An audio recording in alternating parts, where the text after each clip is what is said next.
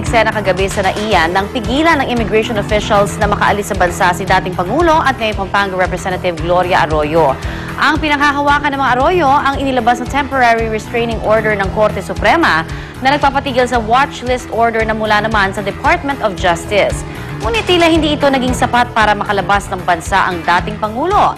Yan ang ating pag-uusapan ngayon kasama ang ating kapuso sa batas, si Attorney Gabby Concepcion. Good morning, Attorney. Good morning din sa'yo, Connie. Napanood mo ba? Parang sine na to, actually, dapat niyong isipin na parang telenovela yan. Hindi ganun kasimple. Hindi ganun maraming mga twists dyan. Marami ang twists and turns at baka napakagaling ng mga scriptwriter ng telenovela na yun. Totoo rin yan, ha? So, pag-usapan na natin, kasi syempre ito yung nagiging usap-usapan ngayon. So, meron bang paglabag talaga na ginawa? Let's say, kasi sinasabi ko, contempt daw ngayon si DOJ Secretary Laila De Lima at saka yung mga immigration officials na nagpigil, no? Dun sa mag-asawang Arroyo, dun sa pag-alis nila kagabi. Well, unang-una, hindi naman porket may hawak sila ng kopya ng desisyon, di ba? Ay maaari lang silang magpunta sa airport at ibandera to na patuloyin nyo kami, di ba? Paano naman masisiguro ng airport officials na hindi peke ang pinapakita nito? Eh kung wala naman silang kopya, ganon yung DOJ, ganyan. And it has to be an official copy, di ba? Hindi porket binabandera nila yung kopya nila, eh pakikinggan na sila. Malay nila nga kung peke ito. Eh hindi ito sapat para makaalis sila. Delikado naman kasi kung isang pasahero, di ba? Ito naman mga hold order na to, kunwari, meron kang anak, di ba, na gusto mong itaka. Sabihin mo, may order ako. Eh, paano naman kung peke lang yan, di ba? So, hindi naman sapat na porkit hawak-hawak niya yan, pwede na kayong patuloyin. Merong proseso din, di ba? May proseso para sa pagkansela na isang hold departure order or watch list order, whether issued by a court or by the DOJ. So, dapat may official clearance na talagang okay na natanggalin ang mga taong to mula sa official list. Eh, hindi pa nga daw natatanggap ng DOJ ang desisyon ng Korte Suprema.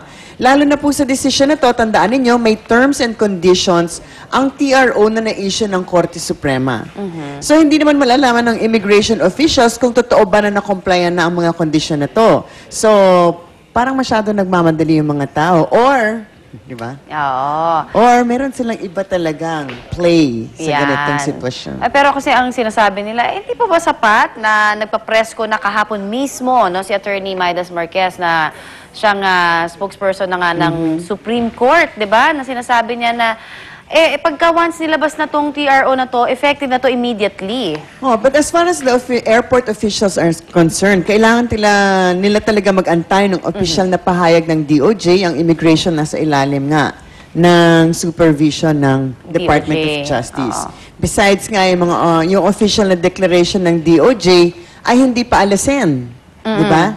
So pag hindi naman nila sinunod ito, sila naman nang baka mawalan ng trabaho for insubordination at hindi nila sinunod ang orders ng superior nila. So, ipit sila talaga. And malay mo naman kung nanonood naman ng TV, dapat nga nagtatrabaho sila, di ba? Tama nga naman. Pero yung sinasabi kasi, ngayong araw na to, susubukan pa rin na makaalis ng mga Arroyo sa bansa. Ano ang tingin mo dyan, Attorney, once na, halimbawa, nakuha ng kopya, kung kukunin ng DOJ, yung kopya ng TRO, makakaalis na siguro naman sila, ganon. Well, sa personal na palagay ko, medyo mag-iiba na ang sitwasyon. Diba? Kagabi, medyo meron pa silang pinanghahawakan na authority, pero today, kung matanggap na ng DOJ ang kopya nila, baka mawalan na sila ng basehan na hindi pa sila paalisin. Kasi nga, yung temporary restraining order ay immediately executory. At hindi maantala ang pag-implement ng TRO kahit na mag-file pa sila ng motion for recon, di ba? Kasi nga, usually, yung TRO, kaya yan ginagrant ng ganyan-ganyan na lang kasi nga supposedly merong irreparable damage na mangyayari pag hindi pinatigil ang dapat itigil. Ito yung sinasabi ni Secretary De Lima. Hindi pa naman kasi talaga napapakinggan yung side daw nila, di ba? Meron pa nga daw pagdinig next week at may oral arguments pa sila. Oo, yun na paano daw yun? Kaya nga nagkaroon ng 8-5 vote sa Korte Suprema, di ba? Yung initial lang naman na desisyon ng Korte Suprema, dapat ba i-issue yung TRO o hindi? Sabi nung 5 na hindi sumang-ayon sa majority, ang opinion nila, teka muna, di ba? Nag-set tayo ng, pati naman yung kampo ni FG, na humingi ng iset for oral argument. Sabi din ng DOJ, iset nyo for oral argument. Sinet ng Korte Suprema for next week. So sabi ng 5, Ba't tayo nagmamadali? Pareho naman silang humihingi ng pagkakataon Tama. to air their side. And that's going to happen next week. Bakit naman kayo nagmamadali? Di antayin na natin yung next week para marinig na natin ng both sides. Pero, parang nagmamadali lahat ng tao. Mamadali, ang majority ng Korte Suprema. Nagmamadali ang mga Arroyo na umalis ng bansa. Although, sabi nga natin, alam nila, di ba? At dapat sinabihan sila ng abogado nila, nako, medyo wag na kayong pumunta ng airport kasi, di ba? Okay. Mukhang hindi kayo patutuluyan. So, mukhang meron nga, kaya nga sinasabi ng maraming tao, including me, na mukhang merong ibang play to kasi parang kawawang-kawawa sila sa airport kagabi. Oh, I'm sure parang- the next thing is they're going to say, we are being persecuted. Ayun, sinabi We na nga need nila. asylum.